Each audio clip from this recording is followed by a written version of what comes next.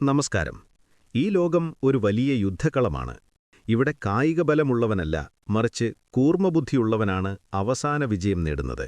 ചരിത്രത്താളുകളിൽ സിംഹാസനങ്ങൾ വാഴുന്നതിനു മുമ്പ് പല ചക്രവർത്തിമാരും വേഷപ്രച്ഛന്നരായി സാധാരണക്കാരിൽ സാധാരണക്കാരായി നടന്നിട്ടുണ്ട്. എന്തിനാണ് അവരങ്ങനെ ചെയ്തത്?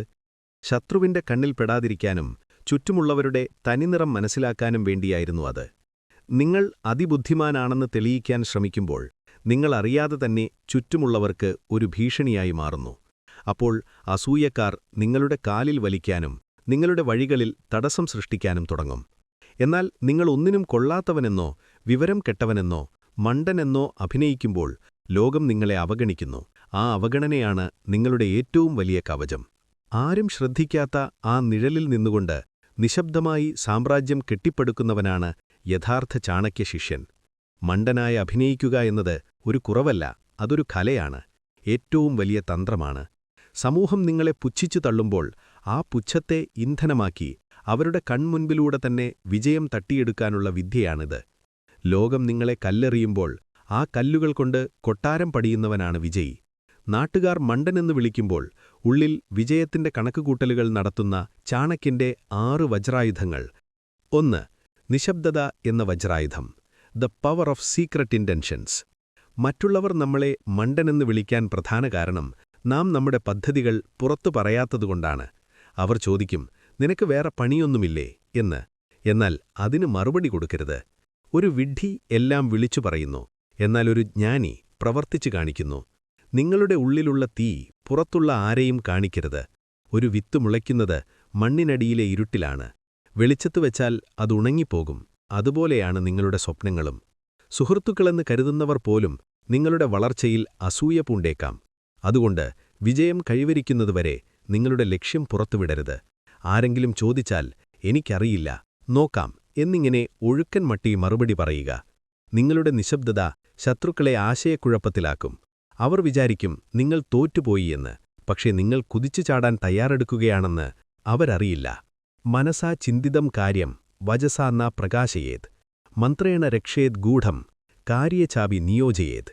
മനസാ ചിന്തിച്ചുറപ്പിച്ച കാര്യം ഒരിക്കലും പുറത്തു പറയരുത്. അതീവ രഹസ്യമായി മന്ത്രം പോലെ സൂക്ഷിക്കുകയും ലക്ഷ്യം നേടുന്നതുവരെ പ്രാവർത്തികമാക്കുകയും ചെയ്യുക. ഉദാഹരണത്തിന്, നിങ്ങളൊരു കച്ചവടം തുടങ്ങാൻ പോകുന്നു. അത് സുഹൃത്തുക്കളോട് പറഞ്ഞാൽ അവർ ഇത് നടക്കില്ല, നിനക്കതിനുള്ള കഴിവില്ല എന്നു പറഞ്ഞ് നിങ്ങളെ നിരുത്സാഹപ്പെടുത്തും. നിങ്ങളെ തളർത്താൻ അവർ 100 കാരണങ്ങൾ കണ്ടെത്തും. എന്നാൽ നിങ്ങൾ രാത്രിയും പകലും ആ ബിസിനസ്സിനായി പണിയെടുക്കുക.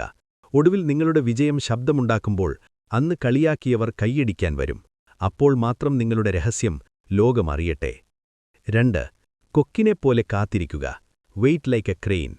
ഒരു മണ്ടൻ എടുത്തുചാടും, എന്നാൽ ബുദ്ധിമാൻ അവസരത്തിനായി കൊക്കിനെപ്പോലെ അനങ്ങാതെ നിൽക്കും.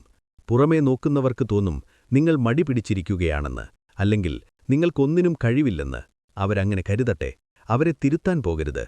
കൊക്ക് ഒറ്റക്കാലിൽ മണിക്കൂറുകളോളം തപസ് ചെയ്യുന്നതുപോലെ നിൽക്കുന്നത് ഉറങ്ങാനല്ല, മറിച്ച് കൃത്യമായ ഇരയെ കിട്ടാൻ വേണ്ടിയാണ്. ചെറിയ മീനുകൾ വരുമ്പോൾ കൊക്കനങ്ങില്ല, വലിയ മീൻ വരുമ്പോൾ ഒറ്റക്കൊത്താണ്. അതുപോലെ ജീവിതത്തിലെ വലിയ അവസരങ്ങൾക്കായി ക്ഷമയോടെ കാത്തിരിക്കണം. ആവേശത്തിൽ എടുത്തുചാടി പണം കളയുന്നവരാണ് ഭൂരിഭാഗം പേരും. എന്നാൽ ചാണക്യതന്ത്രം ശീലിച്ചവൻ കാത്തിരിക്കും. സമയം അനുകൂലമാകുമ്പോൾ സർവശക്തിയുമെടുത്ത് പ്രവർത്തിക്കുക.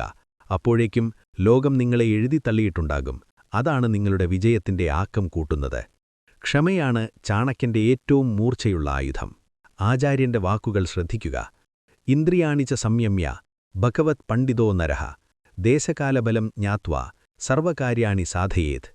അതായത്, ഒരു കൊക്ക് എപ്രകാരമാണോ അനങ്ങാതെ നിന്നിരപിടിക്കുന്നത്, അതുപോലെ ഇന്ദ്രിയങ്ങളെ അടക്കി ശരിയായ സമയവും സ്ഥലവും നോക്കി ബുദ്ധിമാൻ കാര്യങ്ങൾ സാധിക്കുന്നു. 3.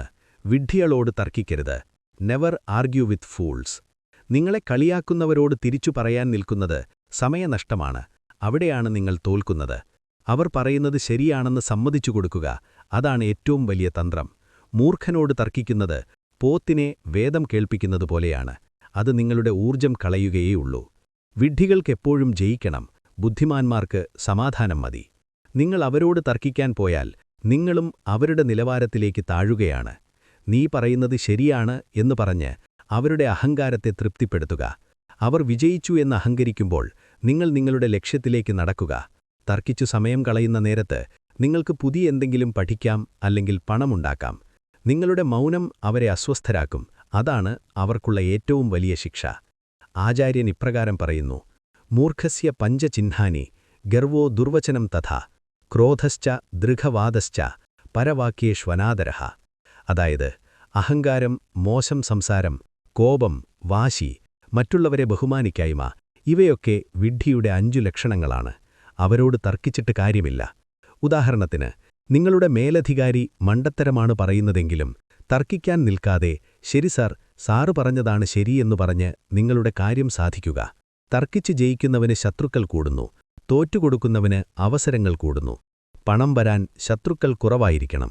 നിങ്ങളുടെ ലക്ഷ്യം പണമാണ്, വാക്പോരിലെ വിജയമല്ല. 4. പണം വരുന്ന വഴി രഹസ്യമാക്കുക. Hide your source of wealth. നിങ്ങൾക്കെങ്ങനെ പണം കിട്ടുന്നു, എത്ര ലാഭമുണ്ട് എന്ന് നാട്ടുകാരോട് പറയുന്നതാണ് ഏറ്റവും വലിയ മണ്ടത്തരം. അവർ നിങ്ങളെ പിശുക്കനെന്നോ ഗതികെട്ടവനെന്നോ വിളിച്ചോട്ടെ. സമ്പത്ത് ഇരുളിൽ വളരുന്ന വേരുപോലെയാകണം. ആരും കാണരുത്, എന്നാൽ അത് മരത്തെ താങ്ങി നിർത്തണം.